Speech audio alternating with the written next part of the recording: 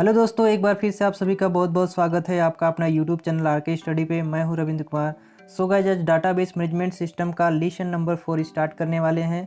तो सभी लोग एक साथ लाइव जुड़ेंगे और चैनल पे नए हो तो सब्सक्राइब कर लेंगे और एक लाइक कर लेंगे, ठीक है।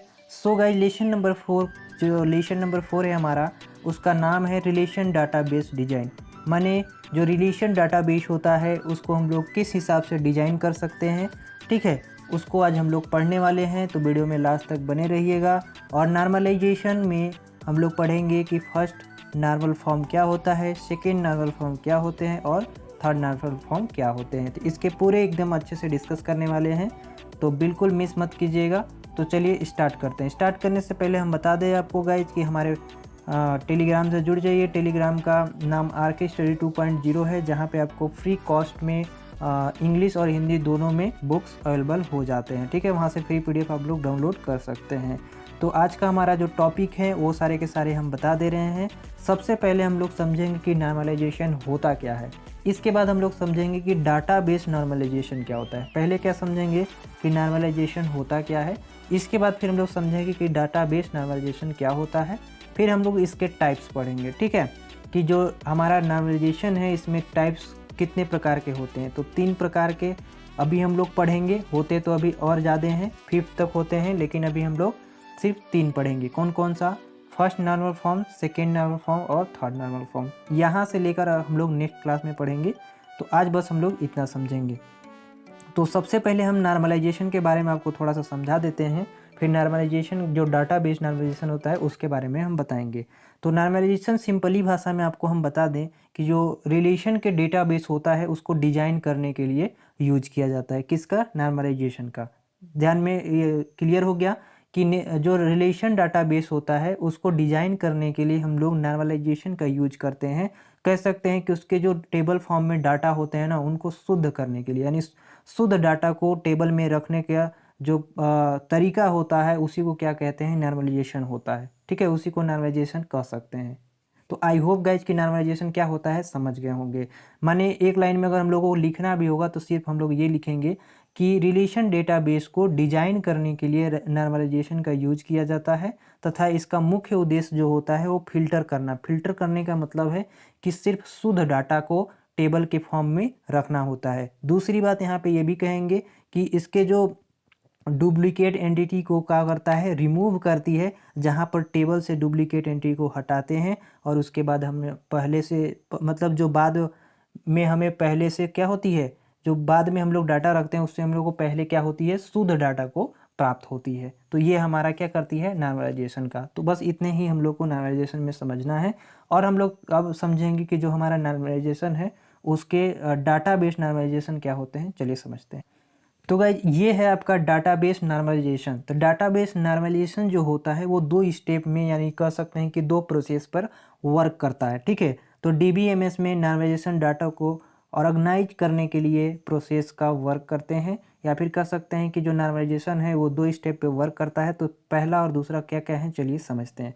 पहला हमारा जो स्टेप होता है वो हमें यह कहता है कि जो हमारा रिलेशन, यानी जो रिलेशन हमारा होता है किसके? टेबल के फॉर्म में होता है। तो जो हमारा रिलेशन डाटाबेस होता है उसके टेबल से हम लोग को क्या करता है? वह डाटा को जो एक से अधिक बार स्टोर होता है, वह डाटा जो एक से अधिक बार स्टोर होता है उसको क्या करता है? एलिमिनेट कर देता है। यहाँ पे गाइज आपको क्लियर हो गया। पहला जो हमारा स्टेप है उसमें ये कहा जा रहा है कि जो हमारा रिलेशन डेटाबेस टेबल होता है, डेटाबेस होता है, उसको क्या करता है? वह डाटा उसमें होता है जो एक से अधिक बार क्या किया गया होता है? स्टोर किया गया होता है, उसको क्या कर देता है? एलिमिनेट कर देता है। तो यहाँ पे हम लोग पढ़ लेंगे कि जो रिलेशन टेबल होते हैं उसमें से रिडंडेंट जो डाटा होते हैं उनको क्या कर देता है? एलिमिनेट कर देता है। दूसरा हमारा यहाँ पे ये है कि डाटाबेस नॉर्मलाइजेशन में हमारा जो दूसरा स्टेप है वो ये कहता है कि इसके जो इंश्योर करता है, यह क्या करता है? इंश्योर करता है कि टेबल में केवल उससे संबंधित ही डाटा क्या करना चाहिए? स्टोर होने चाहिए, ठीक है। नॉर्मलाइजेशन डाटाबेस नॉर्मलाइजेशन में 2 स्टेप हैं। पहला क्या कहता है कि जो रिलेशन टेबल होते हैं उनमें जो वह डाटा जो एक से अधिक बार स्टोर किए जाते हैं उन डाटा को एलिमिनेट कर देता है, कर देना चाहिए। और दूसरी बात ये कहता है कि जो दो हमारा जो इंश्योर डाटा होता है, यानी इंश्योर करता यह है कि जो टेबल में केवल उससे संबंधित जो डाटा है उसको क्या करता है, स्टोर हो, माने उससे अलग जो डाटा है वो स्टोर न हो। यानी जो हमारा नॉर्मलाइजेशन या कह सकते हैं कि डाटाबेस नॉर्मलाइजेशन के अंतर्गत में जो हमारा डाटा है उसी से संबंधित उसके डाटा को स्टोर हो।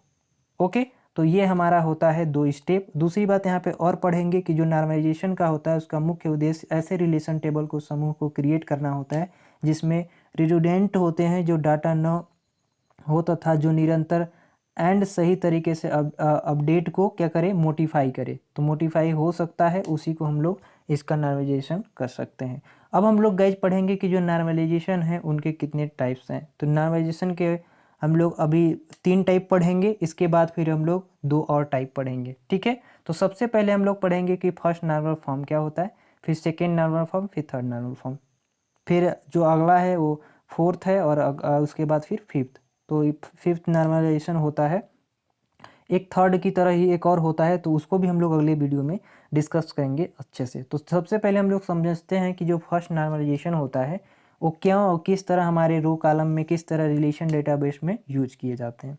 तो सबसे पहली कंडीशन ये है कि जब कॉलम की सभी वैल्यू ऑटोमेटिक होती है, क्या होती है, ऑटोमेटिक होती है, यानी कह सकते हैं कि उसमें रिपीटिंग वैल्यू नहीं आती है, वो क्या कहलाती है, फर्स्ट नॉर्मल फॉर्म कहलाती है। इसका कहने का मतलब यहाँ पे ये है कि फर्स्ट नॉर्मल फॉर्म में हमारी वह वैल्यू होगी, जो कॉलम में वह वैल्यू होनी चाहिए जो रिपीटिंग ना हो, माने 2 बार उसको क्या करे, 2 बार एक फॉर्म एक रो या कॉलम में नहीं होना चाहिए। दूसरा बात यहाँ पे यह कहता है कि वह रिलेशन या टेबल जो रिपीटिंग ग्रुप को कंटेन किए रहते हैं वो रिलेशन या टेबल अनमाइलेज करता है। दूसरा हमारा जो है कि वह रिलेशन या टेबल जो रिपीटिंग ग्रुप को कंटेन किए रहते हैं वो रिलेशन टेबल को क्या करता है, उसमें शामिल नहीं होने देता है, ठीक है। दूसरा बात यहाँ पे यह है कि एक रिलेशन 1F यानी फर्स्ट नॉर्मल फॉर्म में होता है यदि उस रिलेशन में प्रत्येक एट्रीब्यूट सिंगल वैल्यू एट्रीब्यूट्स होती है। दूसरी बात यहाँ पे ये और कह रहा है कि फर्स्ट नॉर्मल फॉर्म में को हम इस तरह समझते हैं, चलिए हम आपको समझाते हैं कि जो फर्स्ट नॉर्मल फॉर्म होता है वो किस तरह हमारा उपयोग में होते हैं।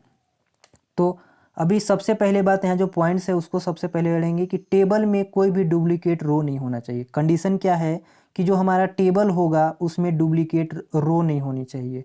दूसरी बात कि हर एक सेल में सिंगल वैल्यू होनी चाहिए। कैसी वैल्यू होनी चाहिए, सिंगल वैल्यू होनी चाहिए। यहाँ से क्लियर हो रहा होगा आपको। तीसरा कह रहा है कि कॉलम का एंटिटीज एक जैसा होना चाहिए। चलिए अब इसको देखते हैं। पहला क्या कह रहा है कि टेबल में डुप्लीकेट रो नहीं होना चाहिए। जैसे कि आप यहाँ पे देख सकते हैं, ये देखिए यहाँ पे बनाया गया है और इसको चेंज किया गया है किस में, फर्स्ट नॉर्मल फॉर्म में। ये आपका टेबल नंबर फर्स्ट है। ये कौन सा है, टेबल नंबर फर्स्ट है। टेबल नंबर फर्स्ट जैसे कि स्टूडेंट नंबर यहाँ पे दिया गया है, यहाँ पे स्टडी नाम दिया गया है, स्टूडेंट नाम दिया गया है, यहाँ कह सकते हैं कि स्टूडेंट फ़ोन नंबर दिया गया है, यहाँ पे स्टूडेंट स्टेट दिया गया है, स्टूडेंट कंट्री दिया गया है। अब यहाँ पे ध्यान में समझिएगा, कह रहा है पहला कंडीशन हमारा यहाँ पे ये है कि टेबल में कोई डुप्लीकेट रो नहीं होना चाहिए। ध्यान में रखिएगा कि टेबल में कोई डुप्लीकेट रो नहीं होना चाहिए। और यहाँ पे ये सवाल है, ये सवाल है, इसका सोल्यूशन नीचे है, तो नीचे बाद में देखेंगे। तो यहाँ पे हम आपको थोड़ा सा कंफ्यूज करते हैं, इसके बाद फिर हम इसको क्लियर करते हैं। यहाँ पे देखिए ये राम जो है इसका जो फ़ोन नंबर है वो 2 है। दूसरी बात, ये हरियाणा में रहता है, तो ये जो इसका दूसरा नंबर होगा वो भी हरियाणा में होगा। ये इंडिया में है तो इंडिया में होगा। अब यहाँ पे गलती क्या है इसमें कि देखिए हमारा कह रहा है कि जो इसके यहाँ पे हमारे ये कह रहा है कि टेबल में कोई डुप्लीकेट रो नहीं होना चाहिए, और यहाँ पे देखिए डुप्लीकेट रो है, माने 2 रो है ना। एक पहली बात की जो राम है उसके 2 नंबर हैं, तो 2 नंबर है तो कह रहा है कि डुप्लीकेट नहीं होने, 2 नहीं होने चाहिए, लेकिन इसके पास 2 हैं, तो 2 है उसको क्या करेगा, वो अलग अलग करेगा। क्या करेगा, अलग अलग करेगा। दूसरी बात यहाँ पे ये कह रहा है कि हर सेल में सिंगल वैल्यू होना चाहिए, माने जो भी हमारा सेल होगा, जो हमारा सेल होगा उसमें सिंगल वैल्यू होना चाहिए, चाहे उसका पर्सनल नंबर ही क्यों ना हो। एक बात और कह रहा है कि कॉलम को एंटिटीज एक जैसा होना चाहिए। तो यहाँ पे चलिए दिखाते हैं। अब यहाँ पे देखिए, अब पहली बात कि इसको देखिए यहाँ पे आपका डबल हो गया, तो इसको यहाँ पे कन्वर्ट कर रहा है टेबल नंबर 2 में। टेबल नंबर 2 में convert to first normal form. तो कैसे इसको कन्वर्ट कर रहा है, ध्यान से समझेंगे। सबसे पहले कि राम जो स्टडी नाम है, स्टडी नंबर 1 है तो 1, राम है तो राम, ठीक है। दूसरी बात यहाँ स्टडी फ़ोन नंबर है तो फर्स्ट में फ़ोन नंबर, इसके बाद हरियाणा से तो हरियाणा, और यहाँ पे कंट्री इंडिया है तो इंडिया। ओके, इतना हम लोग भरेंगे, यहाँ पे स्पेस छोड़ दिया, आप भर सकते हैं। दूसरी बात यहाँ पे ये, अब देखिए यहाँ पे नंबर है, क्या है, नंबर है। तो यदि इसका नंबर है, इसका कहने का मतलब है कि इसका जो सेकेंड टेबल बनेगी वो भी किसका नाम से बनेगी, राम के ही नाम से, क्योंकि उसी का फ़ोन नंबर है। तो अलग अलग होना चाहिए, एक में नहीं होना चाहिए। अगर एक में होगा तो ये क्या हो जाएगा, गलत हो जाएगा। तो ये गलत है, इसीलिए ये सही किया जा रहा है। तो इसको दूसरे फॉर्म में दूसरा टेबल बनाया गया, और दूसरा टेबल में क्या किया गया, इसको फर्स्ट है तो फर्स्टे में रखा जाएगा, सेम ही होना चाहिए। और दूसरा बात यहाँ पे नाम राम लिखा गया तो राम है, उसके नंबर को डिवाइड कर दिया गया, माने डुप्लीकेट नहीं हो गया, अब सिंगल वैल्यू हो गया। अब हरियाणा में है तो हरियाणा, और इंडिया तो इंडिया हो गया, ठीक है। इसके बाद फिर ये सिंगल फॉर्म में दोनों है तो सिंगल फॉर्म को सिंपली इसको बना दिया गया है, ठीक है। तो आई होप गाइज कि तीनों जो बातें कह रही हैं वो आपको यहाँ पे फॉलो हो गया होगा कि टेबल में कोई डुप्लीकेट रो नहीं बचा। दूसरी बात कि हर सेल में सिंगल वैल्यू है।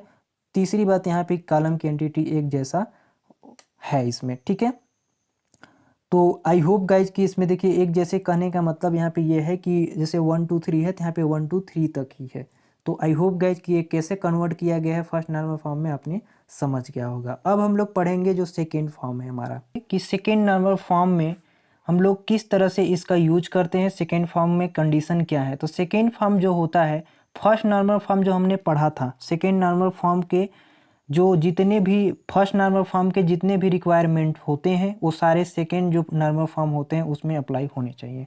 अगर अप्लाई होगा तब ये कंडीशन को ट्रू यानी उसके आगे बढ़ेगी, नहीं तो वहाँ से ख़त्म हो जाएगा। तो पहली बात यहाँ पे यह है कि जो फर्स्ट नॉर्मल फॉर्म होता है उनके सभी रिक्वायरमेंट को पूरा करता है, तब ये सेकेंड फॉर्म में जाता है। दूसरी बात यहाँ है कि जो सेकेंड नॉर्मल फॉर्म होता है उसमें पार्शियल डिपेंडेंसी नहीं होने चाहिए। इसका कहने का मतलब है कि जो नॉन प्रिमिटिव एट्रीब्यूट्स होते हैं वो ऐसे एट्रीब्यूट्स जो कैंडिडेट की के भाग नहीं होता है, जो कैंडिडेट जो की होते हैं उनमें भाग नहीं होना चाहिए। तीसरी बात यहाँ पे ये कह रहा है कि जिसमें भी नॉन प्रिमिटिव एट्रीब्यूट्स होते हैं वे फुल फंक्शनली डिपेंडेंट होते हैं, माने खुद पे डिपेंडेंट होते हैं। तो यहाँ पे हम लोग समझेंगे कि यहाँ पे देख सकते हैं कि यहाँ पे टीचर रिलेशन का एक टेबल बनाया गया है, रिलेशन का एक टेबल बनाया गया है जहाँ पे हम लोग 2NF माने सेकेंड नॉर्मल फॉर्म से हम लोग समझेंगे। तो पहली बात कि पहला कंडीशन फॉलो कर रहा है कि नहीं वो हम लोग देखेंगे। जैसे कि यहाँ पे कोर्सेज दिया गया है, प्रोफेसर के नाम दिए गए हैं, रूम दिया है, रूम कैंप आपका हो गया, एनरोलमेंट लिमिट हो गई।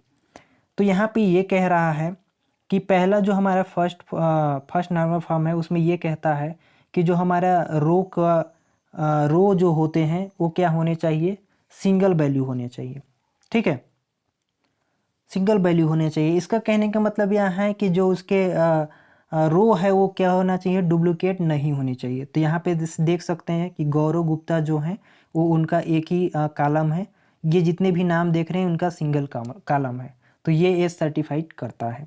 दूसरा बात यहाँ पे ये कहता है जो फर्स्ट नॉर्मल फॉर्म में है कि जो इसके क्या उसको बोल सकते हैं, ये बोल सकते हैं कि इसके जितने भी सेल हैं वो सारे सेल में सिंगल वैल्यू होने चाहिए। कैसी वैल्यू होनी चाहिए, सिंगल वैल्यू होने चाहिए। तो सिंगल वैल्यू है तो ये क्या कर रहा है, सर्टिफाइड कर रहा है। अब हमको देखिए इसमें अब हमारा सेकेंड फॉर्म का जो पहला था वो तो अप्लाई हो गया।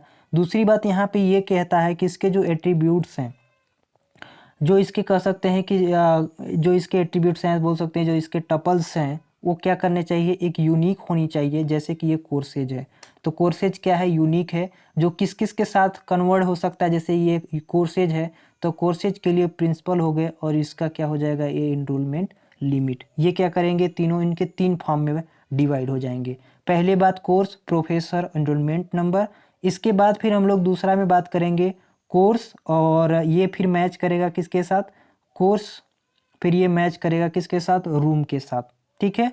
फिर हमारा जो लास्ट बचेगा वो रूम और रूम कैंप के साथ। तो हमारे तीन बनेंगे। तो इस कैसे कन्वर्ट होंगे, ठीक है, ये कैसे कन्वर्ट होंगे चलिए नीचे जानते हैं।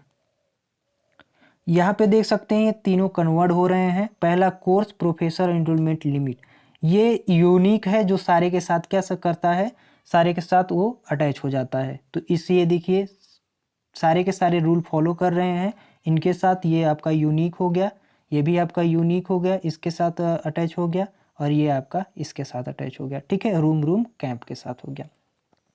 तो आई होप गाइज कि ये सेकेंड नॉर्मल फॉर्म कैसे होता है, क्या होता है, आपने समझ गया होगा। ठीक है, नहीं समझोगे तो नीचे कमेंट करके बताइएगा, हो सकता है हम आपको रिप्लाई देने की कोशिश करेंगे। दूसरा बात यहाँ पे ये है कि जो हमारा थर्ड नॉर्मल फॉर्म होता है वो हमारे किस कंडीशन पे फॉलो करता है। तो यहाँ पे देख सकते हैं कि जो सेकेंड नॉर्मल फॉर्म होते हैं वो सभी रिक्वायरमेंट को पूरा करना चाहिए।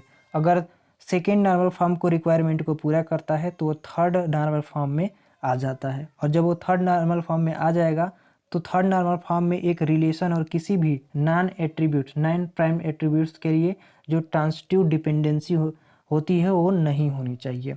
दूसरी बात, एक रिलेशन थर्ड नॉर्मल फॉर्म में होता है, प्रत्येक नॉन जो उसकी ट्रिवियल होती है, जो फंक्शन होती है dependency x is greater than y में कम से कम निम्नलिखित कंडीशन होने चाहिए कि x सुपर की एंड y प्राइम एट्रीब्यूट्स होने चाहिए। ये प्रथम होना चाहिए, ये क्या होना चाहिए, x जो हो क्या हो, सुपर की होना चाहिए। दूसरी बात, जो यहाँ पे y का प्रत्येक एलिमेंट कैंडिडेट का एक भाग होना चाहिए। किस तरह होगा चलिए हम आपको दिखाते हैं। ये देखिए यहाँ पे आपका दिया गया है कि x जो है वो बड़ा है किससे, a से, और x क्या है, सुपर की है आपका, और ये जो है आपका क्या है, प्राइमरी एट्रीब्यूट्स है, जो किसको हम बोल सकते हैं, प्राइमरी एट्रीब्यूट्स जो प्रथम होते हैं। यहाँ पे कह रहा है कि इन दोनों में से कोई भी एक कंडीशन अगर सर्टिफाई हो जाता है, अगर इन दोनों में से कोई भी एक कंडीशन सर्टिफाई हो जाता है तो x सुपर की हो या ए प्राइम एट्रीब्यूट्स, दोनों अगर दोनों में से कोई भी एक सर्टिफाई होना चाहिए तभी ये तो काम करेगा। तो सबसे पहले यहाँ पे देख सकते हैं कि ये आपका थ्री नॉर्मल फॉर्म का एग्जाम्पल है, जहाँ पे पहला या दूसरा बोल सकते हैं, दूसरा जो हमारा होता है सेकेंड नॉर्मल फॉर्म। यहाँ पे लिखा गया है कि हॉस्टल नाम का एक टेबल बनाया गया है जो स्टूडेंट का है। ठीक है, स्टूडेंट नाम का एक टेबल है जिसमें हॉस्टल रिलेशनशिप बताई गई है, जिसमें डाटा को टेबल में रखा गया है। यहाँ पे रोल नंबर उन लोगों का है, तो रोल नंबर देखिए सबका अलग अलग होता है तो सबके साथ मैच करेगा। नाम हो गया तो उनका नाम हो गया, यहाँ पे दिया गया है, यहाँ पे उसका डिपार्टमेंट है, ईयर है, और यहाँ पे हॉस्टल नेम है। तो सबसे पहले यहाँ पे गाइज हम बता दें, ये बहुत सिंपल है। यहाँ पे आप देख सकते हैं रोल नंबर जो है ना वो देखिए सबका अलग होता है जो सबके साथ भिड़ जाता है। नाम, डिपार्टमेंट, ईयर, हॉस्टल, माने एक स्टूडेंट है, ठीक है, तो एक स्टूडेंट का जो नाम होगा वो क्या होगा, यूनिक होगा। तो यूनिक होगा तो उसके जो एट्रीब्यूट्स होंगे ना वो क्या होंगे, नाम होंगे, डिपार्टमेंट हो गया, ईयर हो गया, ये हॉस्टल, माने ये सारे क्या करेंगे, ये एक स्टूडेंट का हो सकता है, ध्यान में रखे रहे ना। ये जो रोल नंबर है ये यूनिक हो गया तो ये सब के साथ क्या करेगा, ये सब के साथ ये जो आपका नाम है, डिपार्टमेंट, ईयर, ये हॉस्टल, ये सारे उसी के होंगे। तो एक एक स्टूडेंट अब सारे के साथ क्या करेंगे, अटैचमेंट करेंगे। तो यहाँ पे देख सकते हैं कि जैसे यहाँ पे दिया गया है रोल नंबर नेम, वही चीज़ वहाँ पे उतार दिया गया है, सिंपली बात। अब हमारे यहाँ पे क्या कर रहा है कि दो भाग में डिवाइड किया गया है। पहला तो रोल नंबर नेम और डिपार्टमेंट और ईयर और हॉस्टल नेम, ये सारे के सारे एक साथ है, क्योंकि ये क्या कर रहा है, ये इसका जो देखिए जो रोल नंबर है वो ये यूनिक हो गया, सबका अलग अलग हो गया। अब जब सबका अलग अलग हो गया तब ये हमारे ये सारे के सारे अलग अलग हो जाएंगे, माने सब में यूनिक होने मिलना चाहिए। दूसरी बात यहाँ पे कि जो ईयर है, ईयर और आपका जो हॉस्टल नेम है वो सब आपका अलग हो जाएगा। तो फर्स्ट सेकेंड थर्ड फोर्थ यहाँ पे देखिए first second first third two four दिया गया है, तो इसके जितने भी हैं उसको शॉर्टकट में, और जो आपको यहाँ पे जो मैच कर रहे हैं उनको एक बार लिखा जाएगा। ओके, तो इस तरह से थर्ड नॉर्मल फॉर्म में कन्वर्ट करते हैं। तो आई होप गाइज कि समझ गए होंगे कि first normal form, third second normal form और थर्ड नॉर्मल फॉर्म किस तरह होता है। गाइज बस आज के लिए इतना ही, मिलेंगे नए वीडियो में, तब तक के लिए जय हिंद। चैनल पर नए हो तो सब्सक्राइब कर